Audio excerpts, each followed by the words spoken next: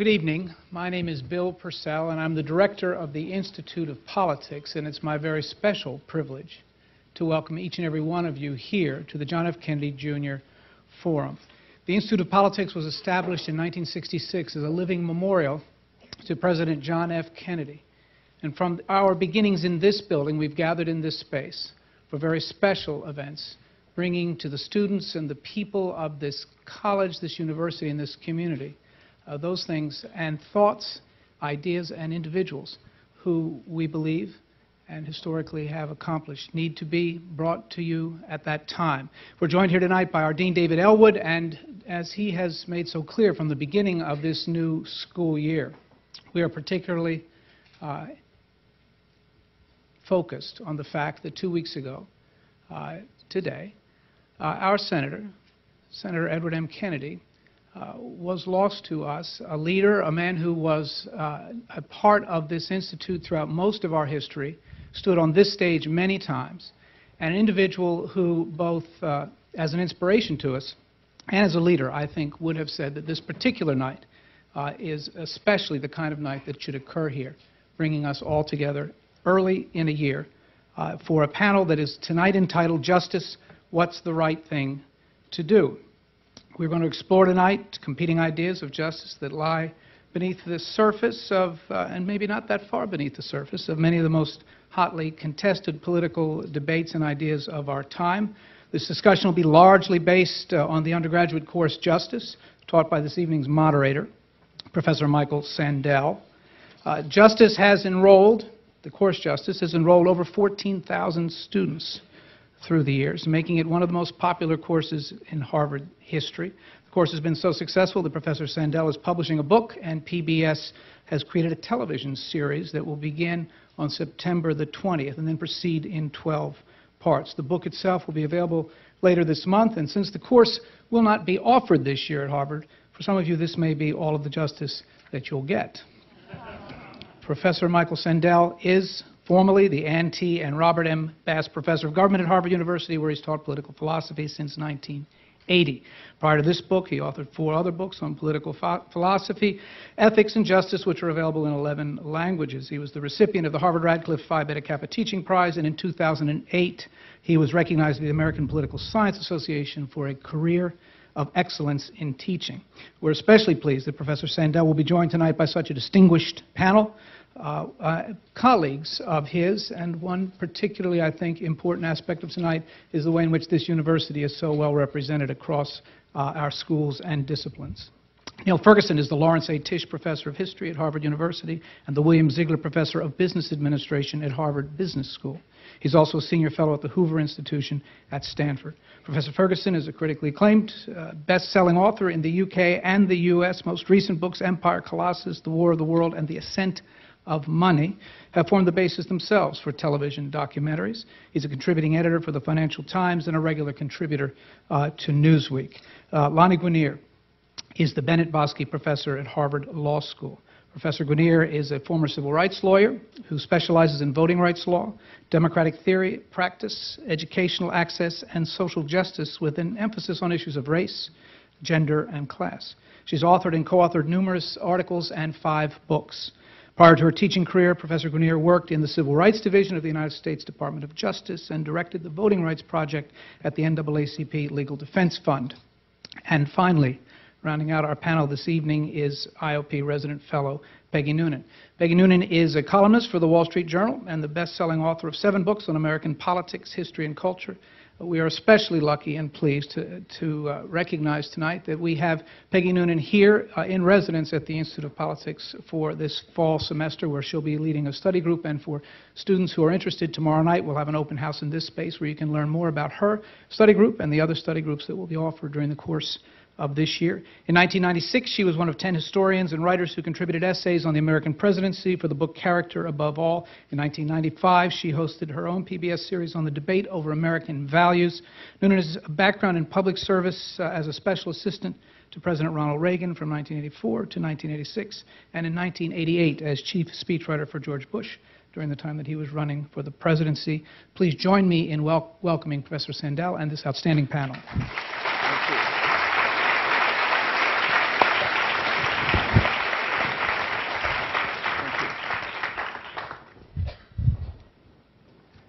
Well, thank you, Bill, very much, and I want to thank all of you for coming and give a special word of thanks to this really all-star panel of colleagues and friends. It's really a great privilege to have them be here to join in this discussion. Neil Ferguson, the prolific and prodigious and provocative historian who's taught us about everything from the history of money to how America should take up and live up to its imperial responsibilities.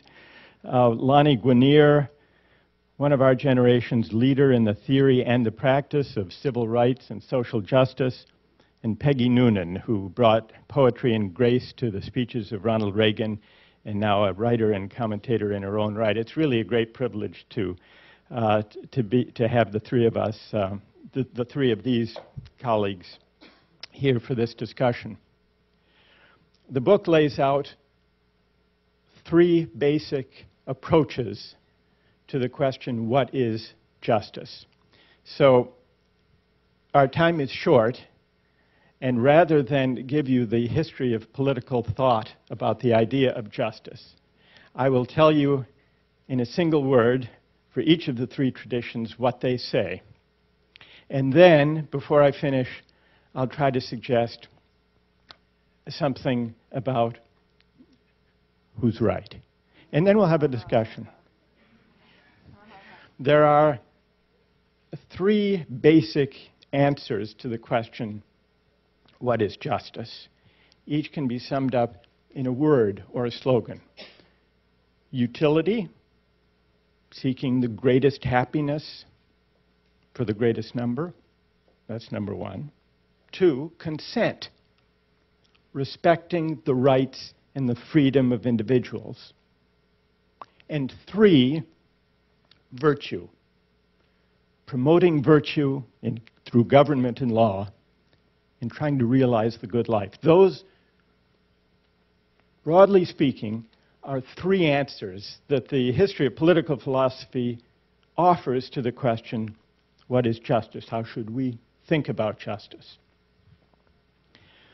The first two, maximizing utility or happiness and respecting people's rights to choose for themselves, the first two are the most familiar theories of justice in contemporary debate, certainly within the Anglo-American world. Apart from showing how these different approaches to justice show up in contemporary public life, the book does have an argument, and the argument is that the third answer, the third approach, the one that argues about virtue and the common good,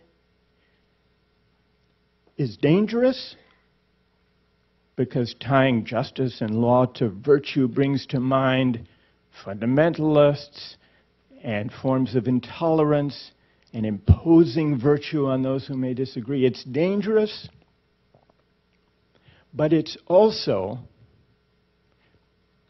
indispensable and an unavoidable feature of any politics that aspires to the good society. That's the argument of the book. Let me illustrate with a few contemporary issues and then see what my friends and colleagues have to say. The idea that justice is about maximizing happiness, the greatest good for the greatest number, came out recently when we had the debate about Wall Street bailouts and bonuses.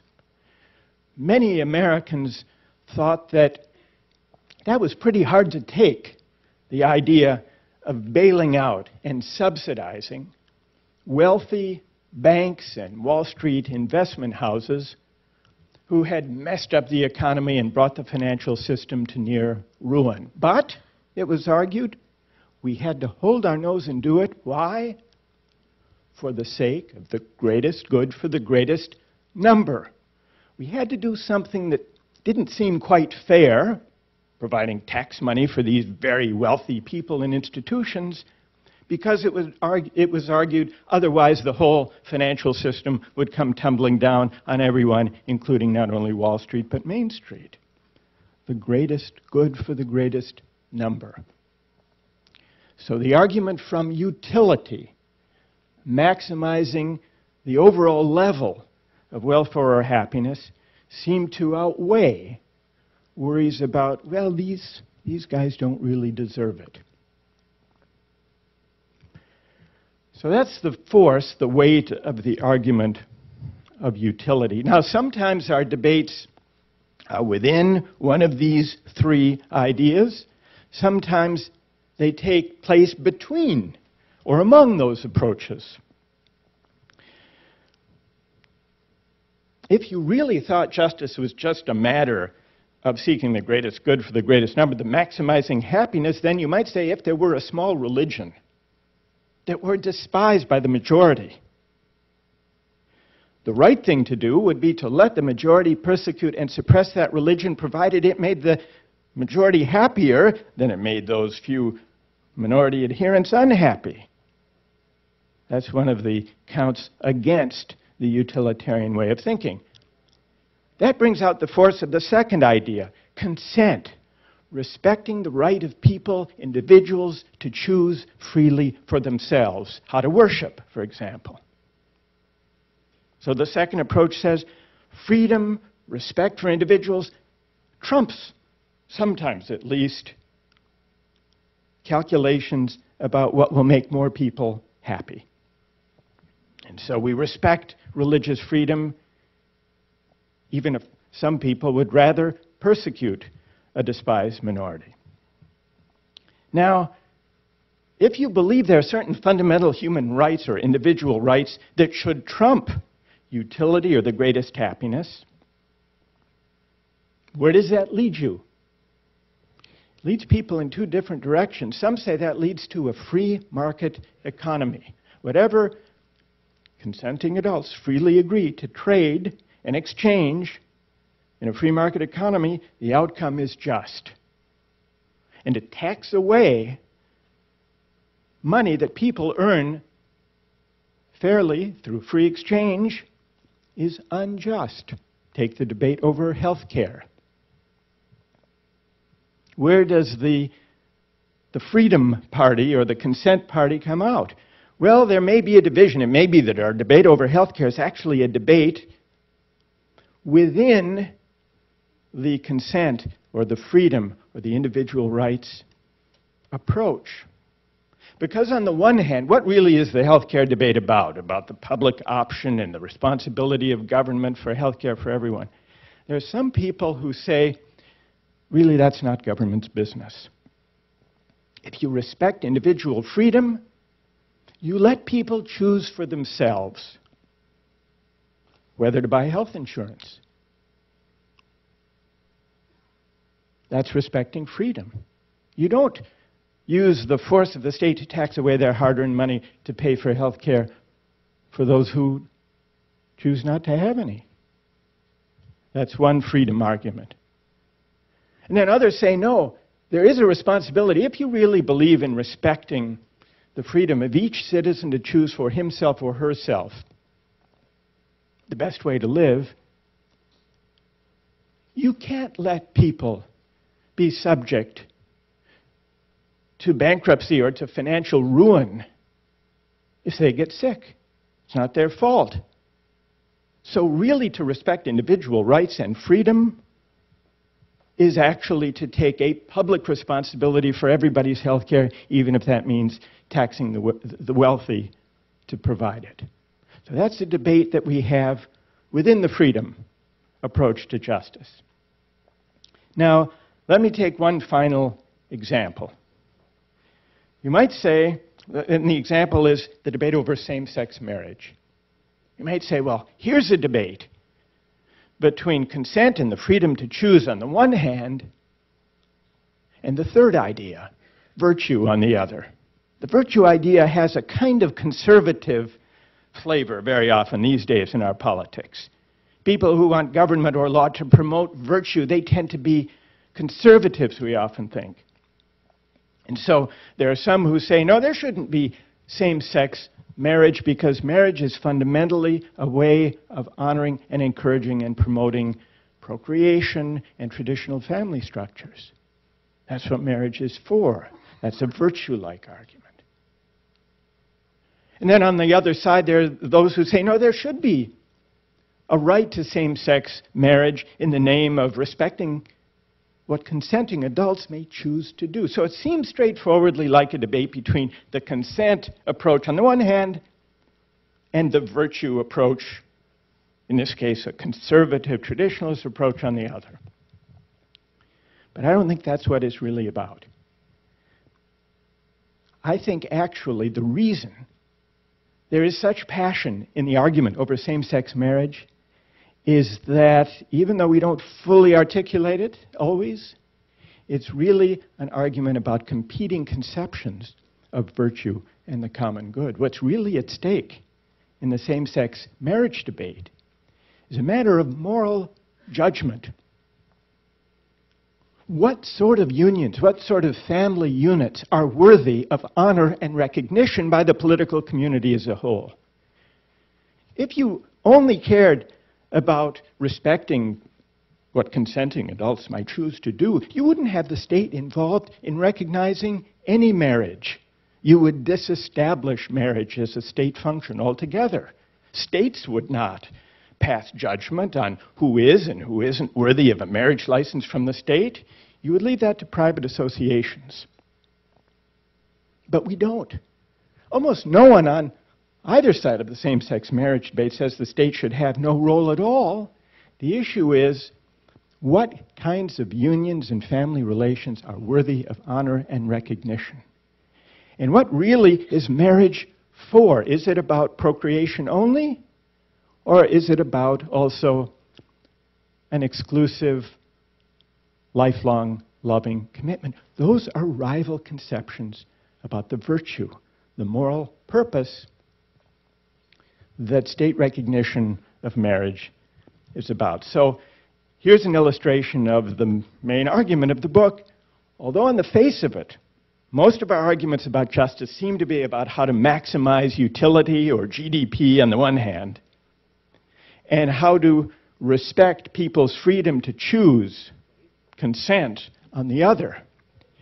Our most heated public debates are really debates about what virtues, what human goods, what visions of the good life should government and law and public policy embody and encourage and express. Why, thinking back to the bailout case, why was there such public anger at those bailouts and those bonuses, even though it seemed that for economic reasons we had to do it? Because deep down, people believed that these executives displayed not virtue but greed. And therefore, they didn't deserve this bailout. And the reason we had to hold our nose was because we believed there was something, however necessary economically, there was something unjust. Because at odds with what people deserve, something unjust about bailing them out. Utility, consent, and virtue. My suggestion is that the last, though it seems in a way quaint and ancient, is actually at the heart of our debates today about justice.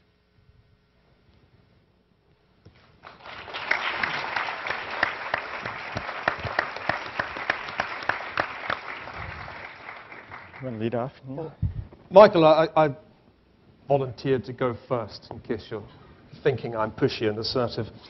I'd like to begin by complimenting you on this wonderful book. Unlike 100,000 Harvard graduates, I didn't have the privilege of taking your course, Justice. But actually, this is a wonderful book.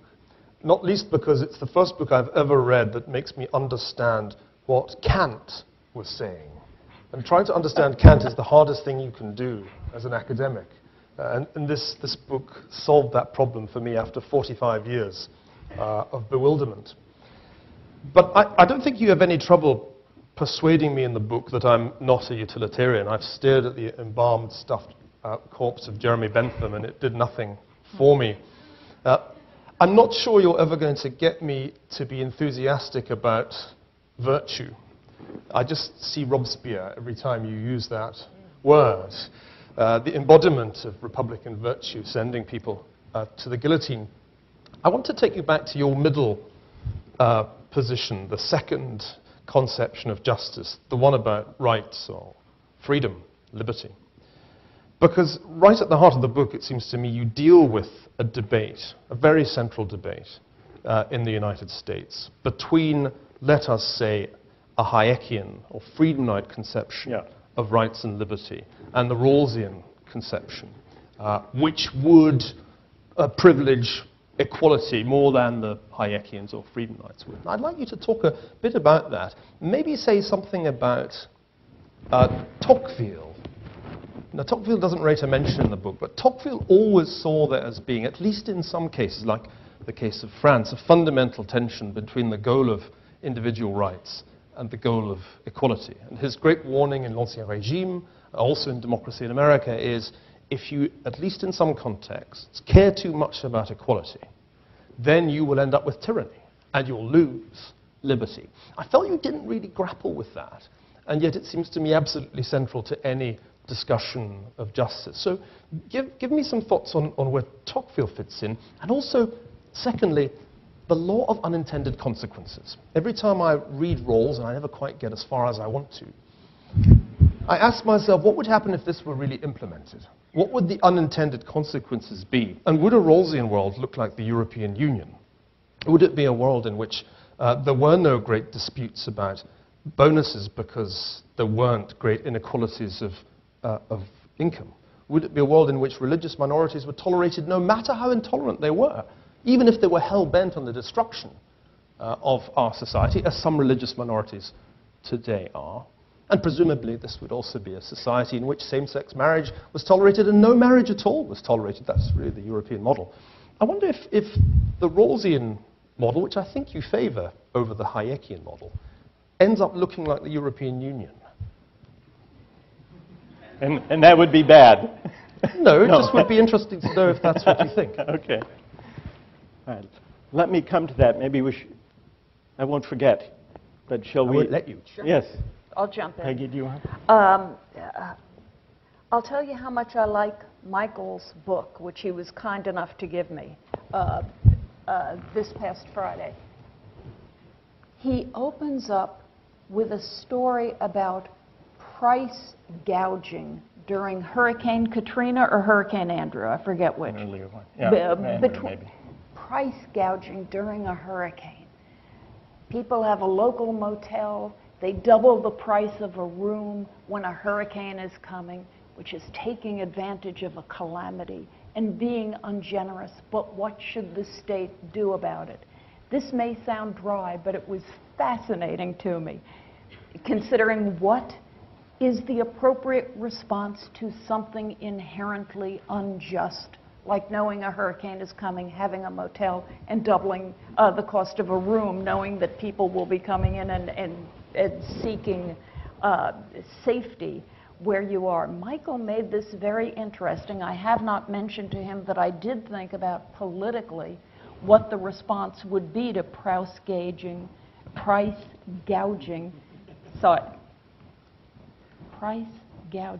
in Florida during a hurricane. The response after the hurricane would be that people would complain to the governor of Florida, and the governor of Florida would immediately look at them, hear them, and take a poll. After he took the poll, he would find out that price gouging was extremely unpopular. He would then put forward a bill saying price gouging should be illegal. The legislature would support it.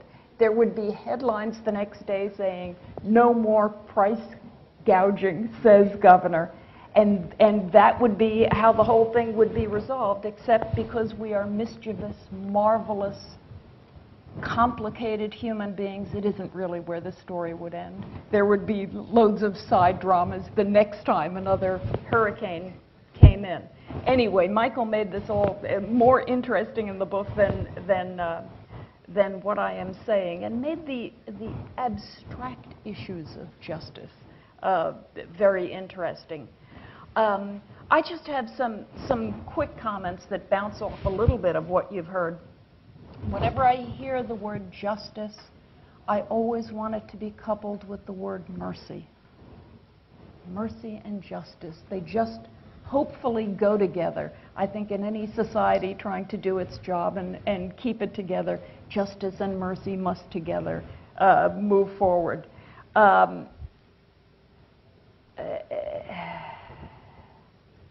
I also think, you know, as we make our political decisions about how to get justice in America, there are certain things we can sort of keep in mind, and I don't know if they go under the heading the utilitarian school, or ideas impacted by Tocquevillian insights. To me, they're very simple. One is, you got to know who man is. He's complicated. And it's very hard when you're making laws to make these overarching things that fit everybody, but also not even fit everybody, that take into account the complicated little being with a soul that we are. So that's sort of where I start. I also want our political figures also, as they go forward towards justice, which is one of the purposes of politics, I always want them to have a practical sense of what works, knowing man, but also knowing what works in the world. Neil said a wonderful phrase when we were in the green room. He quoted a mentor of his once who said, "I take the world as it is. As I find it. I take the world as I find it." I like seeing things grounded in reality and practicality. That may not be necessarily a guide that unquestioningly gets you where you want to be, but it's a good thing to have in your head as you begin. I always think sometimes everything in moderation. I am old enough now to have heard so many good political ideas. Let's do this and let's do that, and no, we're going to go this way, no, we're going to go that way. I must say, as a person observing politics now and for the past 10 years, moderation and a sense of where the center is in America and a sense of centrality does look better and better to me all the time. Let me touch on just one of the political examples you gave, and that was bailouts. The bailouts of, say, the past year. I think almost exactly a year. From the Bush White House and then the Obama White House. One of the problems with the political figures is that they're not philosopher kings. But in a way, it's also one of the good things about political figures. But I think they sometimes struggle with abstract ideas. They sort of, I think, political figures in general don't go from the abstract to the particular, but if we're very lucky and they're really smart, from the particular to the abstract. They have to make decisions in real time. The problem with the bailouts, to me, in part, the bailouts are still a mystery. Here's the problem with them. It was last September, I think it was just exactly 12 months ago. The president was not Mr. Obama, but Mr. Bush. Ben Bernanke and Hank Paulson came to the White House and said, essentially, essentially, to paraphrase, we have to bail out Wall Street. We've got to do a huge bailout now, because if we don't, the entire American economic system is going to collapse.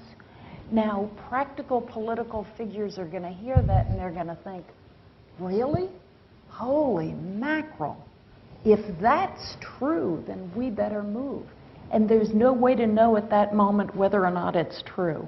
But when smart people like Bernanke and Paulson start telling you, this is true, we really got to do something, and then the political figures, Nancy Pelosi, various Republicans and Democrats, when they start to come on board and to say, all right, we better take a chance on this and do what we're being told is the right thing. They're living so much in a world of a practical calculation that goes like this. if we do a bailout, it may or may not turn out right, but we'll have a little margin of error. If we don't do a bailout and it turns out that the warnings were correct and the entire financial system is going to be upended, well, that's quite another thing. And I think they felt that as dramatic as the bailouts looked to us, and they looked dramatic to me, it seemed at the time like a prudent course. And their decisions were based merely or almost essentially on practical calculations that may or may not have turned out right. But I guess that's all I'm saying. It's not abstract for them. It's sort of nitty-gritty, and they may or may not be right. Thanks. Lonnie, what do you think? Well, I'm trying to... I respect very much what Peggy is saying in terms of the importance of making things practical and concrete, and her story starting with the price gouging during the hurricane is successfully concrete.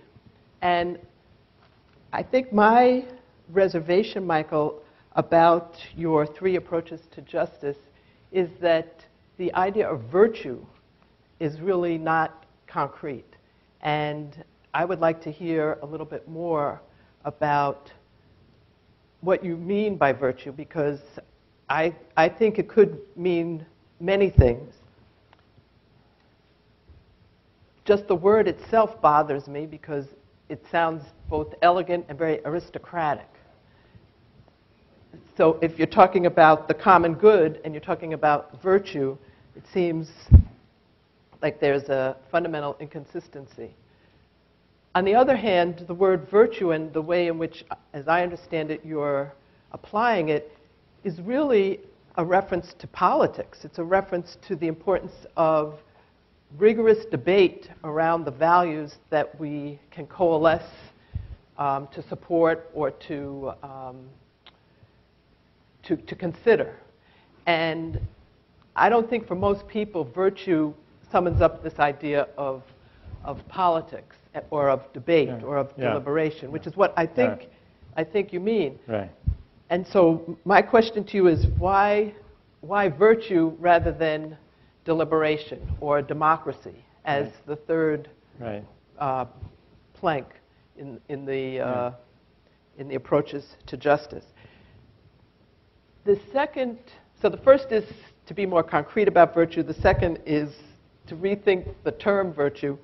And then the third is to, because I like your idea of using virtue to mediate the other two commitments, that is, the greatest good for the greatest number and the respect for individual rights, and that neither of those two poles can stand alone, and they need to be mediated. And as I understand what you're saying is they need to be mediated through a process that encourages people to deliberate and debate about their fundamental values. And those values may change, and those values should also be responsive to the concrete needs of a situation, which brings me to the third point, which is history.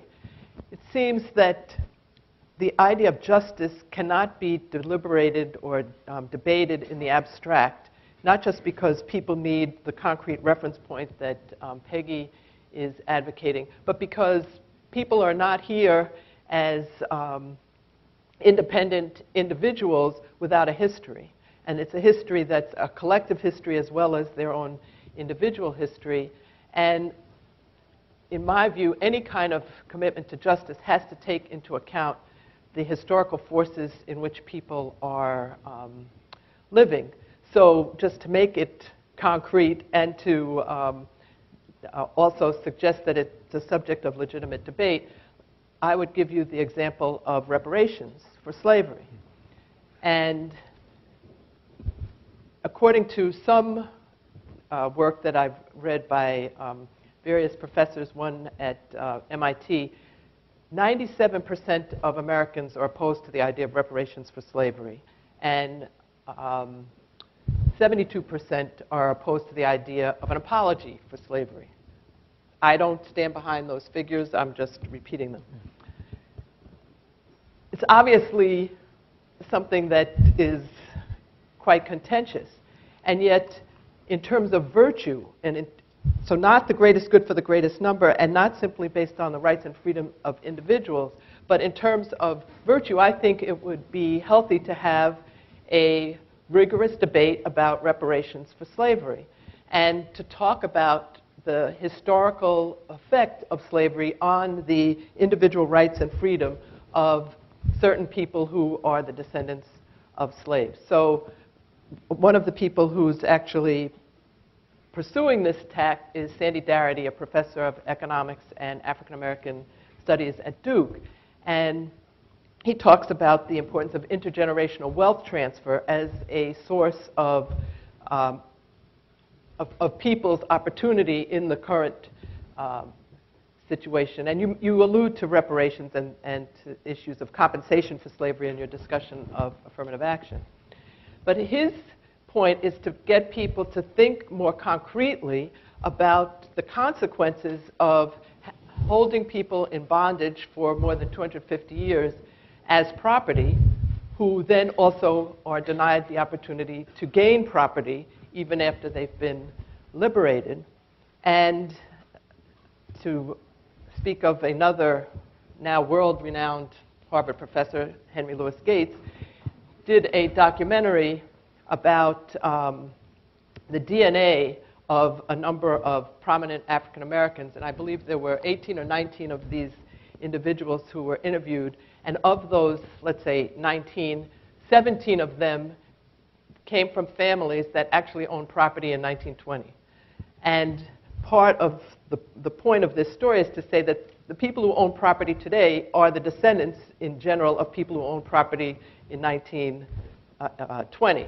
And to support that point, Sandy Darity talks about the median household net worth for white Americans is $90,000. The median household net worth for Latinos is $8,000. And the median household net worth for blacks is $6,000. And almost 30% of African Americans have a zero or negative net worth. So that when we're talking about justice, it's hard to think about the greatest good for the greatest number if we're talking just about African Americans, who are obviously not the majority. But it's also hard to think about the rights and freedom of individuals, because you can say that blacks now have similar freedom as whites or Latinos, and yet they're suffering with this historical legacy that is denying them the opportunity to exercise those rights and responsibilities in the same way as others. Great. Well, let me pick up, if I could, on a few of the strands that and I think there are some connected strands among the observations. We'll have maybe a bit of a discussion and then open the floor for a broader discussion. Two of the strands one has to do with moderation, the other with virtue. Peggy, you spoke powerfully for the virtues of moderation, and that's a sensible position up to a point. I would say moderation up to a point.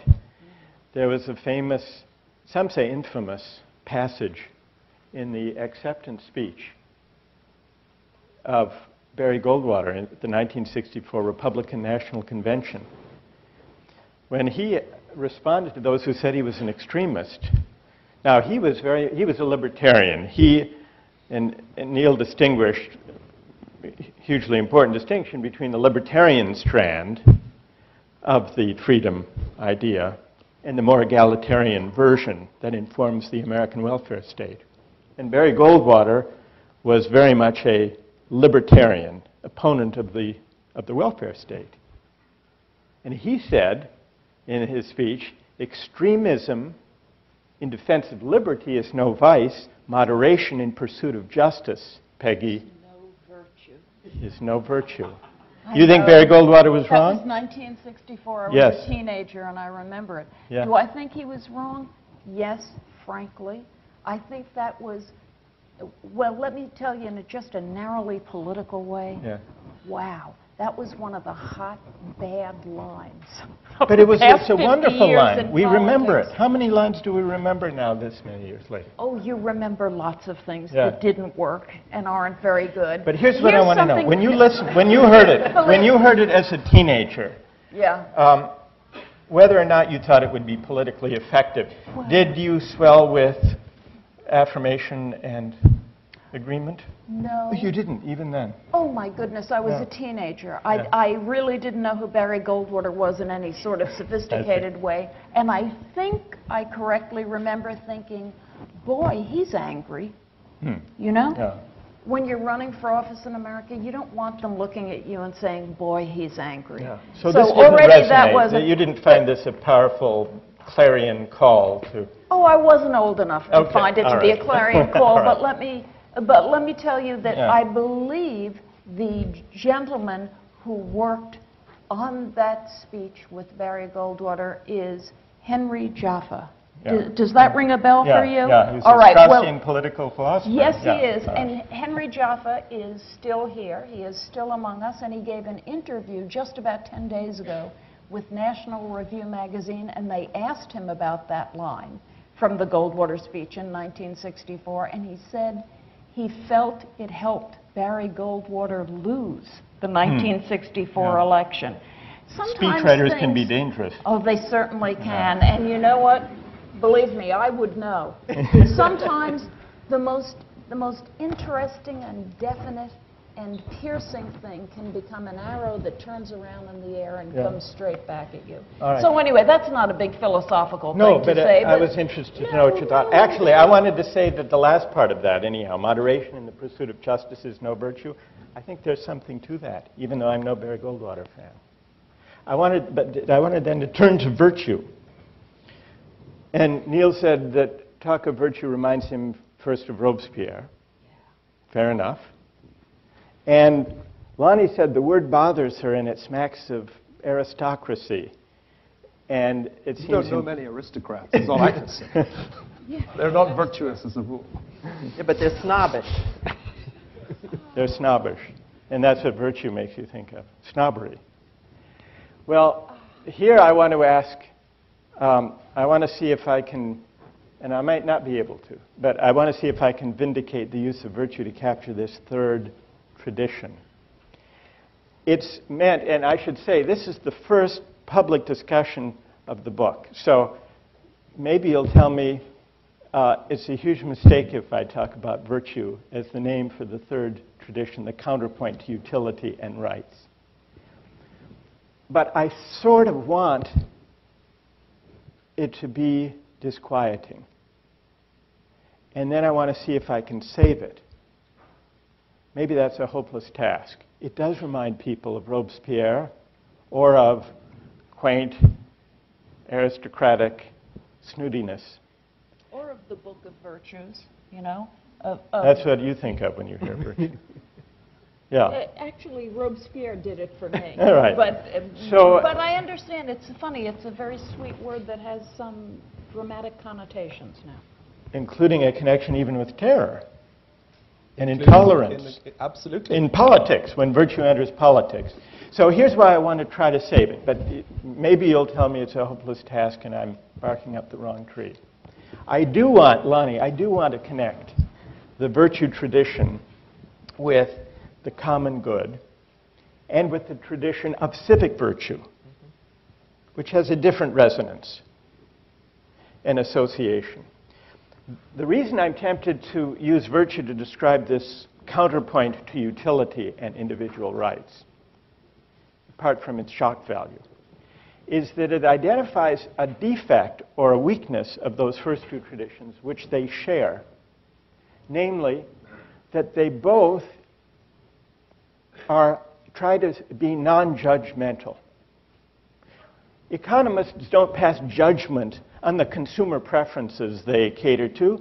They try to figure out how can we satisfy as many of them as possible. Can I interrupt and ask a question? What's the difference in your mind between the utilitarian idea of the Yes. greatest good for the greatest number Yes. and your notion, an Aristotelian Yes. notion, I'm assuming, Yes, of the it common is. good. Because the common Right. good also makes me think of the French Revolution, makes me think of Rousseau, and again, Right. I see the guillotine. But that's just Right. my British upbringing. Well, But maybe, what's the- maybe a what's the- little. what's the Maybe a difference? little. What's The the difference?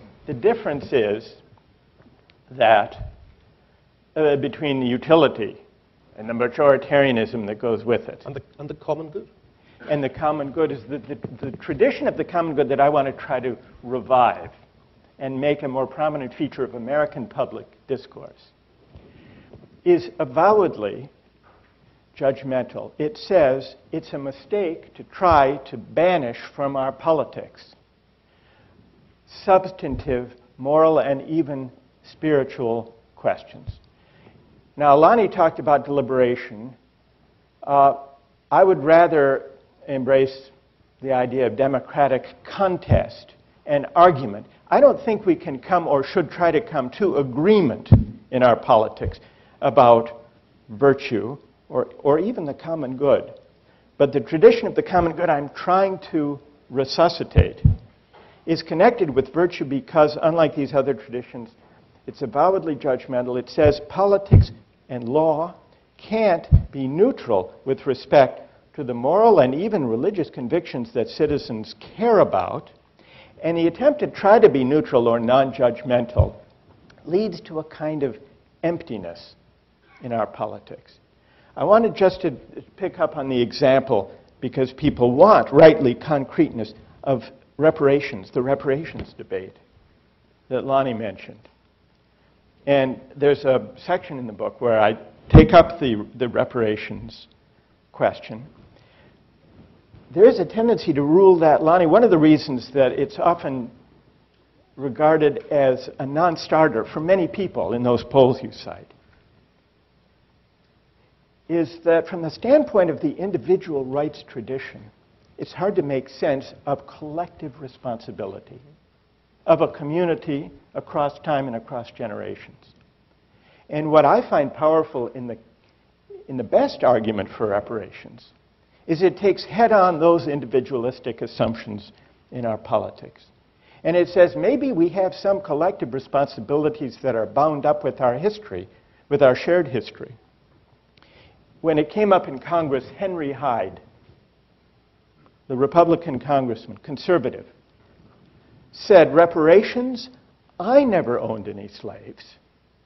Why should I be responsible for the legacy of slavery? That was a deeply individualist argument that comes very quickly across the political spectrum to the American mind. And that's the individualism that I want to lean against, and that I think is an inadequate basis for arguing about health care and the welfare state and reparations and same-sex marriage. So that's why I want to try to revive an understanding of the common good that is avowedly judgmental, even though I agree it raises worries about the risks and the danger, if not the guillotine, of the moral majority and the fundamentalists who will impose. That's the fear. And I want to say, don't cede to the most intolerant voices a monopoly on the richest moral and spiritual resources of the tradition. And I think this has been a failure of liberals and progressives in the United States, to try to be neutral. So maybe that's not a convincing answer, but that's what I'm up to. That's why I want to try to hang on to this, to connect virtue and the common good rather than to prize them apart. I don't know, is that a hopeless thing? Does that lead you to support the idea of reparations for the descendants of slaves? Well, I'm sympathetic to it. As I don't think it should be ruled out on the Henry Hyde grounds that an individual today can't be responsible for what his community or his country did. In fact, if you accept that idea, odd that conservatives should embrace that idea, because conservatives should also embrace the idea of patriotism, loyalty to one's country, pride in the past of one's country. I think pride in the past of one's country and community, in the founders. We weren't around when the founders did what they did. How can we be proud of what they did without some sense of collective responsibility and a historic burden?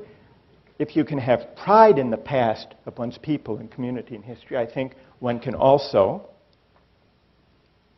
not avoid the taking of responsibility for the sins of the past and one's predecessors. So I'm sympathetic in that way. Now, as a practical matter, what would be the best way of giving expression to this burden? I think that's a further question, open to debate. Should it be individual payments? Should it be support for certain institutions? That's another matter. But as a matter of justice, it seems to me a suggestive and important possibility. Is that? You're still thinking of Robespierre, I can see. Or is that all right? I'm thinking of the unintended consequences of a jolly good idea, which sounds jolly good when you express it in terms of natural justice, but when you try to implement it, creates huge social fissures. Sure. I mean, think of Skip Gates's research. What else did he find? He found that many of the people whose DNA he studied were 25% Irish, including himself. Do you get a 25% discount on your compensation if you actually have Irish genes? The practicalities of this thing make a nonsense of the idea and doesn't get past first base. Actually, Sandy Darity has an interesting solution. He proposes baby bonds, or expanding Hillary Clinton's idea of baby bonds, so that anyone in the United States, white, black, descendant of slavery or not, who is at 30% of the median white household net worth would be entitled to $18,000 when they become 18. So it's basically targeting the phenomenon of intergenerational wealth transfer and not trying to pigeonhole it onto a particular identity. But then it just becomes a redistribution compensating for poverty through the tax system, which you dress up in some kind of pseudo-historical Right, but that's one of the legacies of slavery. But I can't think of anything more divisive than to say we're going to increase equality in the United States, but we're disproportionately going to try and compensate for slavery. That seems to confuse two different objectives. No, we're going to redistribute wealth because it has been distributed in a way that is very unequal.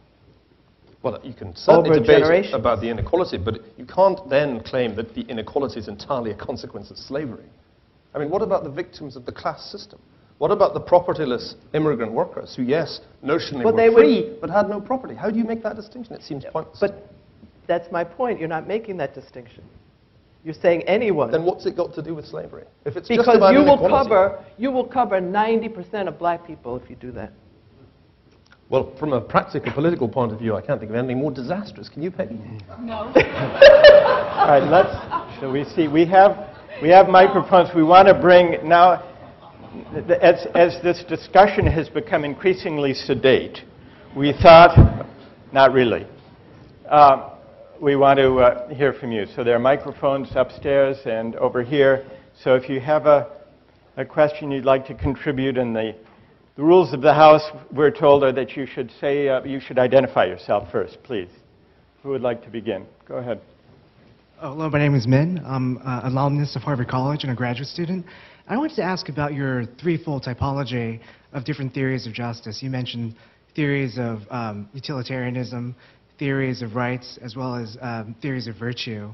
I wanted to ask where John Stuart Mill falls in that threefold typology, because on the one hand, he is a utilitarian, right, but he also believes that utilitarianism grounds a very robust respect for individual rights, and yet he also believes that the exercise of individual rights will actually promote the good and more virtuous characters, because people will, by exercising their individual judgment, become more spontaneous, become more morally well-informed, wiser. So unlike Rawls and Hayek, he believes that the liberal exercise of individual rights will promote virtue. So he seems to cross all three of your distinctions. He does. You're absolutely right. John Stuart Mill tries to have it all three ways. He's the most influential utilitarian, I suppose you could say, but that's partly because he was an inconsistent philosopher. And he knew the pure, most consistent utilitarian philosopher was the one was Jeremy Bentham. And he invented utilitarianism as a doctrine, and he's the one whose stuffed body Neil has observed, not worshipped, but observed. And the reason that Bentham's stuffed body is available for viewing at University College London is that he believed, he wanted to kind of banish the whole idea of metaphysical ghosts and the soul. He didn't believe in any of that. It was just a matter of maximizing the balance of pleasure over pain. That was pure utilitarianism. And so he said, when I die, how can I carry on contributing to the greatest good for the greatest number? And he said, I might give my corpse for the study of anatomy. That would contribute. And maybe most people should do that. But in the case of great philosophers, there's something even better we could do. And so he provided in his will that his body be preserved and as an example to inspire future generations of philosophers. And so preserved, it's well preserved in the way they preserve bodies, and it was stuffed, and he's dressed in his clothing, and he's in a box, with a glass box at University College London. Isn't that where he is? Yes, it's slightly more like Madame Tussauds than Lenin's tomb, to be honest. And the head didn't get embalmed properly, so they had to put on a fake one. Which the head? Yes, his head. That didn't work out, so the head isn't real, which is sad when you consider that a philosopher's really about the head, right? Maybe that's the point. And for a time, you've gotten us onto a ghoulish strand of philosophy. For a time, the actual head, for verisimilitude, was displayed on a plate at his feet. But then the students stole it and used it for, well, for various illicit purposes, and they ransomed it back to the college, and they now keep it locked in the cellar, the head. Anyhow, so Jeremy Bentham was a true, thoroughgoing, consistent utilitarian, and John Stuart Mill saw the flaws in that idea of maximizing pleasure, and so wrote eloquently in the defense of respect for individual rights, but he said on utilitarian grounds. In the long run, that will maximize happiness if we respect rights. And Ask a question. Yeah. Why do philosophers do philosophy? What are they trying to do? No, that's a good question. Oh, I don't mean that as a challenge. I mean, like, if you want to make, good. yeah, if you want to go into making shoes, you make shoes, and Yes. there's a purpose to it. Sometimes with philosophy, I don't understand why they're doing it. Right. Well, the short answer, Peggy, is to get at the truth. And the slightly longer answer is, in the case of political philosophy, to try to get as close as we can to understanding what justice and liberty and equality and citizenship and democracy really mean and require of us now. That's at least as good as making shoes, isn't it? You have to hope. Yeah. All right. So the short answer is Mill tried to fix the defects in consistent Benthamite utilitarianism, and in doing it, some people say he succeeded. I would say he succeeded only by essentially chucking out the core assumptions of utilitarianism and embracing strands of the other two theories, as you very rightly say. Hi, my name is Daniel Lage. I'm a junior at the college. I want to turn the discussion a little bit towards healthcare, especially because of the timeliness. Yeah. I think that nowhere, I mean, when you talk about the idea of health as a right, people generally agree, but like you said, in practice, it's very difficult to look at justice, because at which point do you draw the line? And so sort of, if perhaps the panel could talk about how do you decide what is just when the government takes the responsibility for care, or the private market, whatever it may be, and how do comparative approaches to this succeed or fail? Right. And that brings together, Daniel's question brings together, and I want to put it to the panel. We've been here talking about the practical aspects of politics, what policy will work to achieve a given goal, and the principled aspects of politics, what goals are worth aiming at, what goals are in line with justice.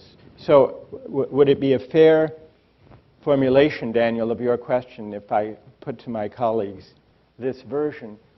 To what extent, obviously there are a lot of practical questions involved with healthcare, what will work and so on. It's a matter of efficiency and so on. But in what respect, if any, is the healthcare debate a debate about justice? Yeah. Fair enough? Mm-hmm. Does anyone? Lonnie. I do think that the healthcare debate is, well, it's unfortunately not a debate, right? You mean what we've been having? Right. Yeah. I mean, I haven't participated, and I don't think most people have enough information on which to participate and form a judgment. But the media is trying to convene a conversation more like a circus about utilitarianism, consent, and I guess in some ways virtue. They don't talk about that in the media, really. What, virtue? Do they? Well, in the sense of what would be the right thing to do. Yeah.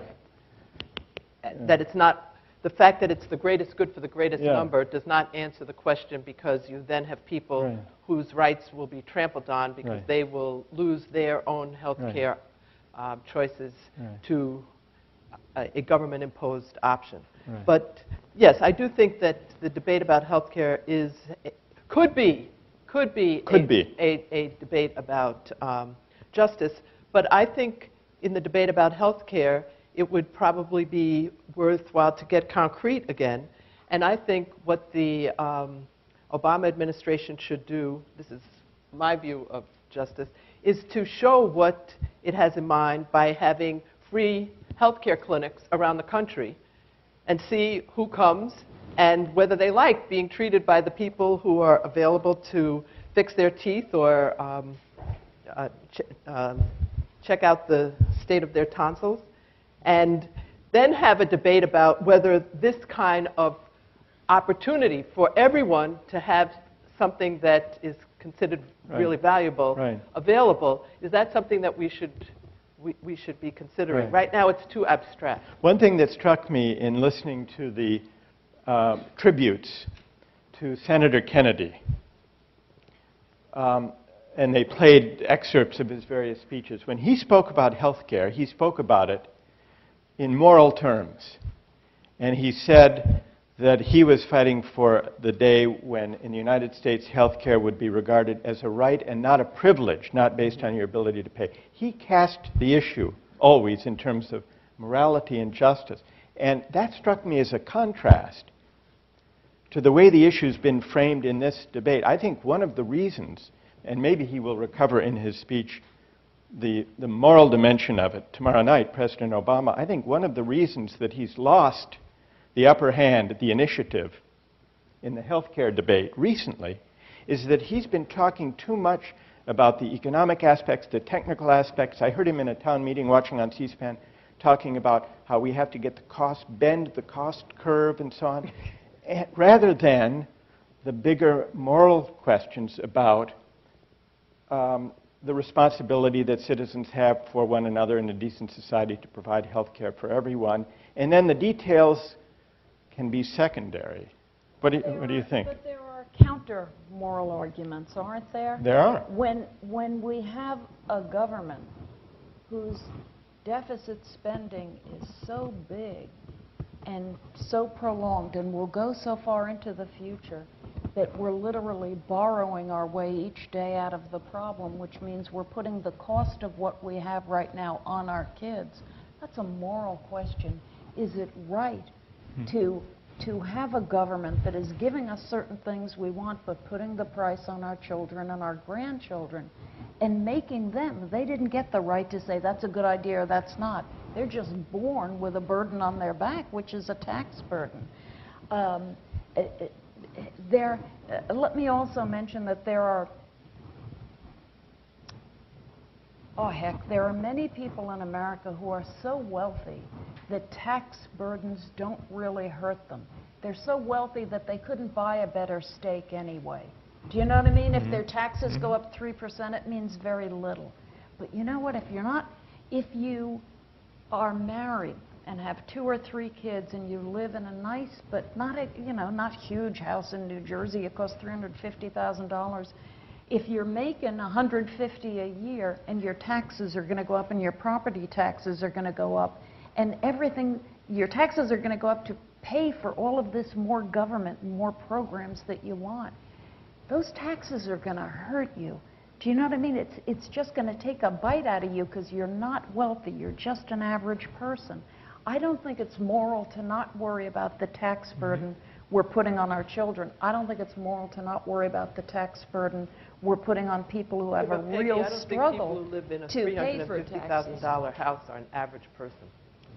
Say they're not, but there's plenty of these Americans. Do you No, know, I'm just- making 100 or right, 150. The reason I don't say people making $30,000 or $40,000 a year is that many of them are not paying taxes. But you're getting clobbered if you're making 100, 150, No, my only 200 or disagreement is that those are people doing $350,000 in New Jersey. A $350,000 house that you have $100,000 in. Do you know what I mean? And you got a $250,000 mortgage. It sounds rich. It ain't rich. But here and they're carrying burdens. We're having a utilitarian discussion, which always seems to happen on healthcare. And I'm realizing that I'm with John Stuart Mill. We have to address this question from all 3 of your different vantage points to understand it properly. From a utilitarian point of view, it's absolutely clear that healthcare does not provide in the United States anything like the greatest good for the greatest number. It stands out internationally as almost the worst system you could possibly devise. From that point of view, it has an anomaly, which is a glaring anomaly, even from a conservative vantage point, that healthcare is linked to employment. Why should that be? I do not know. It's anomalous, it stands out in any international comparison, and it clearly can't be defended on any rational basis. But there's also an issue about rights. What's interesting is the way in which Republican critics of the administration have tried to make this not a utilitarian discussion at all, but a discussion about rights and the notional liberty that one has to choose, and the suspected erosion of that liberty that would be created by public provision. I think that's spurious, actually.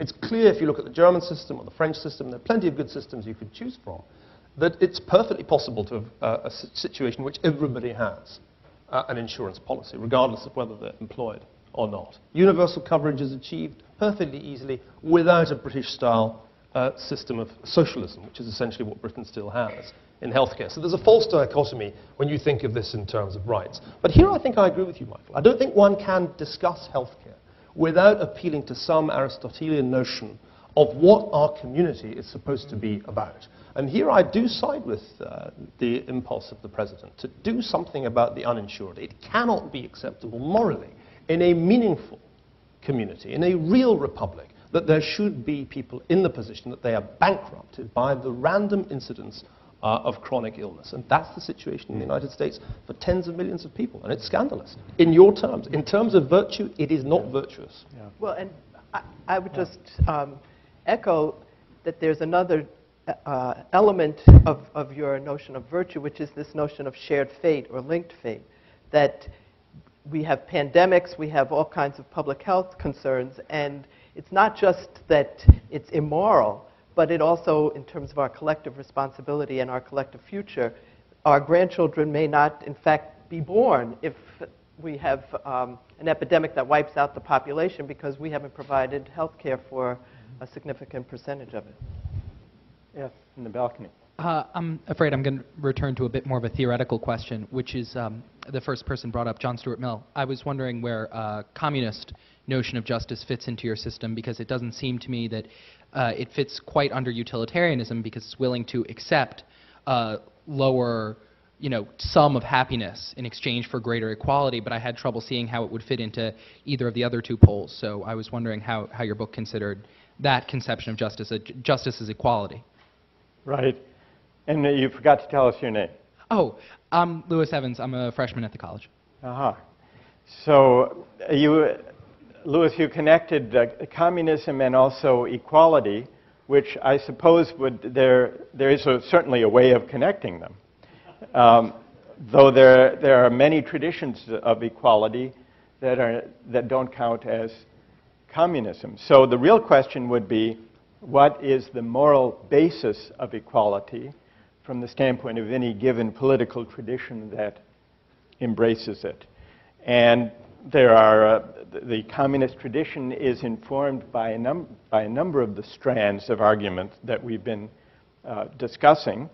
Some say an ideal communist society would promote the greatest good for the greatest number, the utilitarian or scientific strand of communism. But an equally powerful strand argues in the name of freedom. And Marx himself grew out of a tradition of German philosophy that was trying to work out the idea of freedom, and to what extent was freedom individual, and to what extent did it require a certain kind of collective life. So you're right to raise the tradition of communism as an approach to justice, and what's interesting is how even communism draws on these different strands. I don't know if anyone else would like to take that up? It's just worth bearing in mind that one of the defining characteristics of most of the regimes that came into existence on the basis of communism is that they were completely unjust, in the sense that there was no rule of law. And this reminds us that one of the important elements in any theory of justice and any system of law is the notion of property rights. Locke has a walk-on part in your book, too short an appearance for my liking, because it seems to me that any really serious understanding of the idea of rights has to take account of the role of property rights in defining the whole tradition of law, the whole concept of justice on which this country is based, which is rooted in the English common law. Right. We have 3 microphones. Am I missing anyone up there, or should we? No? Oh, right here. Go ahead. My name is Noor Ibrahim. I'm a freshman in the college. This is going back to the question about whether you should provide reparations to the African American community. And my question is that if the government holds certain responsibility for the problems that the community had to face, such as when the government allowed for the slave trade, things like that, then should the government give them compensation, as opposed to immigrants coming in and expecting the government to provide them the same rights as a minority that the African American community, that the debate is going on about the African American community. So do you think that it's right, it's just for the government to provide compensation for one community and not another, on the basis that they held responsibility for the problems of that community? And are you thinking about, since immigrants have just arrived, yes, that they should not be held responsible for sharing the burden, or that they should not be recipients of They should not be recipients. Because they weren't part of the community that suffered in the injustice in the past? Yes. Well, others may have a view about it. It seems to me that what does it mean for an immigrant to become a member of a political community, to become a citizen? If you think of citizenship as strictly a matter of individual responsibility and individual entitlements based on what you yourself have done, then it would seem the immigrant can neither be the recipient of public provision nor be held responsible for anything that he or she wasn't around to experience.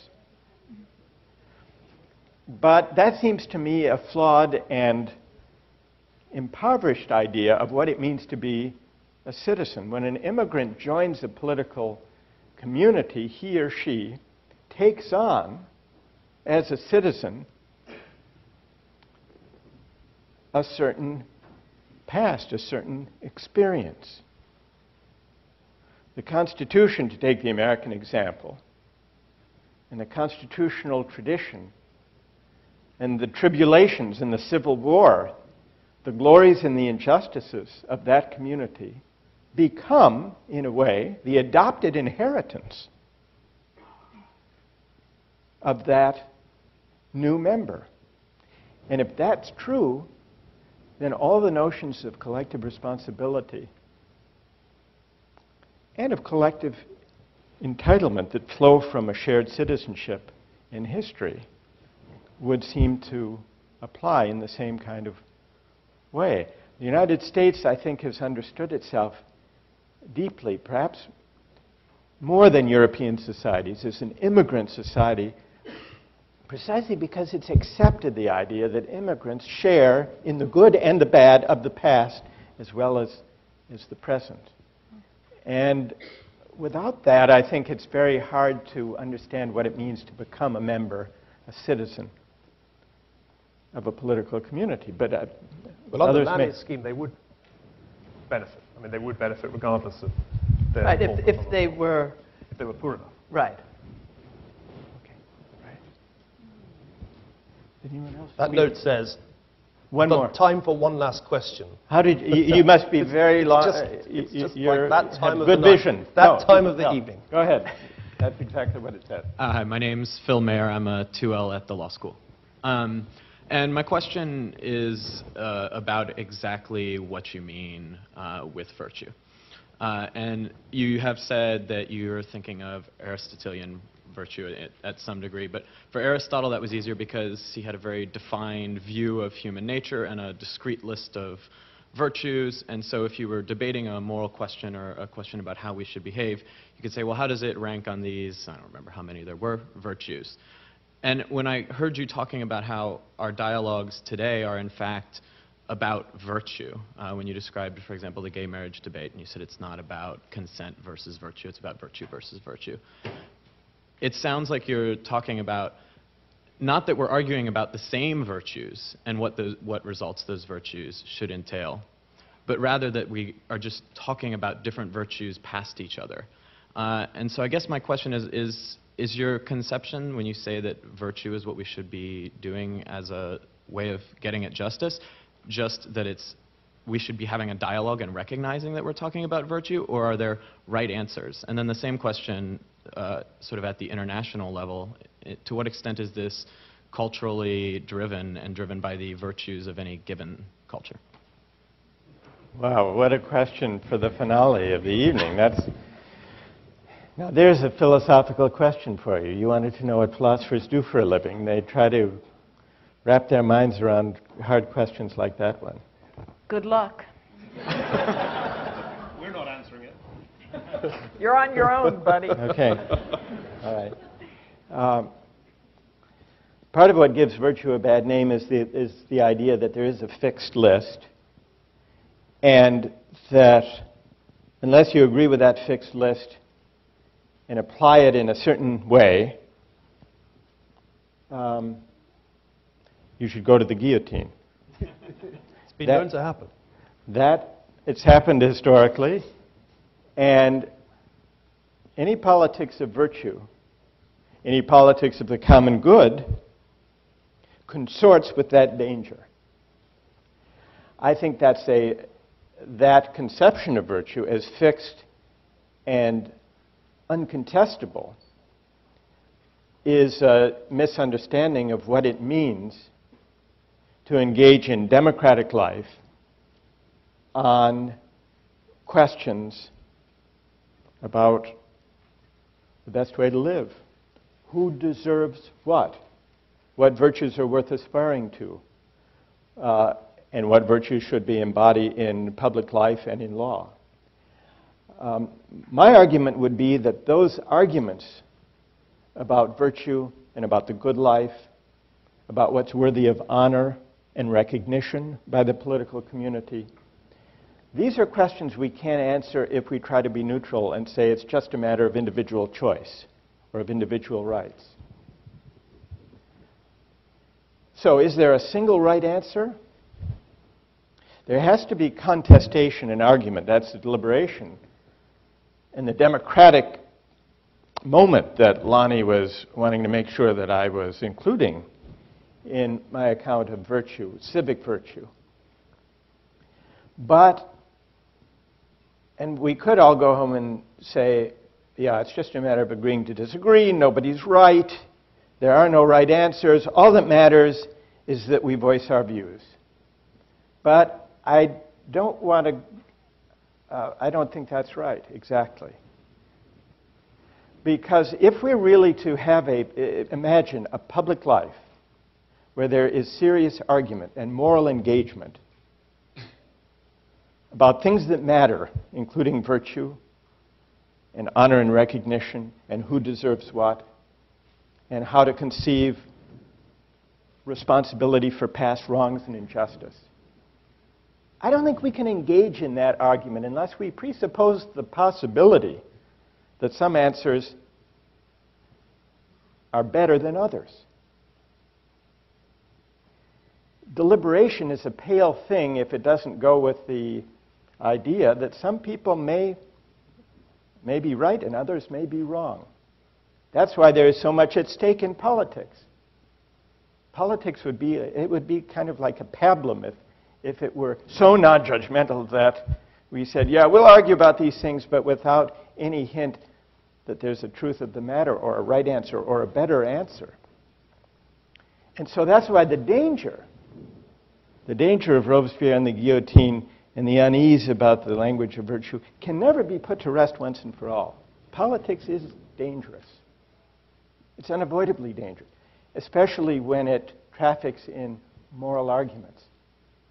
But I think there's a danger when we fail to recognize that every serious argument we make about things like health care or bailouts or same-sex marriage or reparations presuppose some moral vision, a certain account of virtue and who deserves what. So it is dangerous, and I don't want to deny that. There was a famous political philosopher, Isaiah Berlin, who ended one of his essays by saying, a wise man once wrote, a wise man was actually an economist, Schumpeter. A wise man once wrote that to believe in the relative validity of one's convictions and yet to stand for them unflinchingly is what distinguishes a civilized man from a barbarian. It's inspiring in a way, but I think it's wrong. Because if you really believed that your deepest convictions were only relatively valid, your personal opinions, it would not only be difficult to stand for them unflinchingly, it would also be foolish, and it would be difficult to imagine from those purely relative convictions the vital, dangerous, contested, difficult, messy, but inescapably moral arguments that we have in democratic life. But here's a test. Here's a test. Every time your idea of virtue comes into conflict with my idea of individual liberty, your idea of virtue should lose. That seems to me to be the acid test. And that's how we should rank these things. That's how you keep away the guillotine. I don't think so, but it's late in the evening for that kind of challenge. Thank you to our panelists, Lonnie, Neil, Peggy. Thank you very much. And to Bill.